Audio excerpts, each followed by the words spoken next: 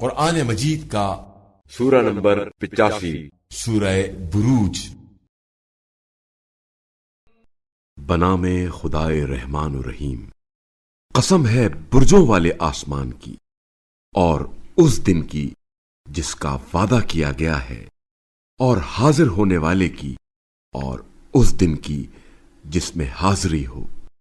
خندقوں والے ہلاک کر دیے گئے، وہ آگ تھی جو ایندھن والی ہے، جب وہ اس کے کنارے پر بیٹھے تھے اور وہ مومنین کے ساتھ روا رکھے گئے اپنے سلوک کا مشاہدہ کر رہے تھے، اور ان ایمان والوں سے وہ صرف اس وجہ سے دشمنی رکھتے تھے کہ وہ اس اللہ پر ایمان رکھتے تھے جو بڑا غالب آنے والا قابل ستائش ہے، وہی جس کے لیے آسمانوں اور زمین کی بادشاہی ہے، اور اللہ ہر چیز پر گواہ ہے۔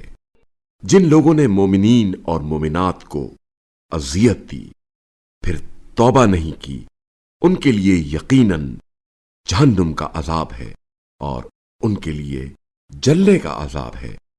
جو لوگ ایمان لائے اور نیک اعمال بجا لائے، ان کے لیے ایسی جنتیں ہیں جن کے نیچے نہریں بہتی ہوں گی، یہی بڑی کامیابی ہے۔ آپ صلی اللہ علیہ وآلہ وسلم کے پروردگار کی پکڑ یقیناً بہت سخت ہے۔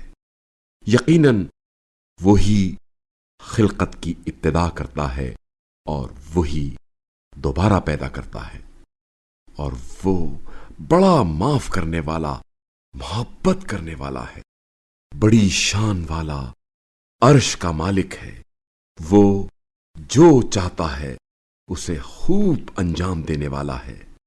کیا آپ صلی اللہ علیہ وآلہ وسلم کے پاس لشکروں کی حکایت پہنچی ہے، فرعون اور سمود کی؟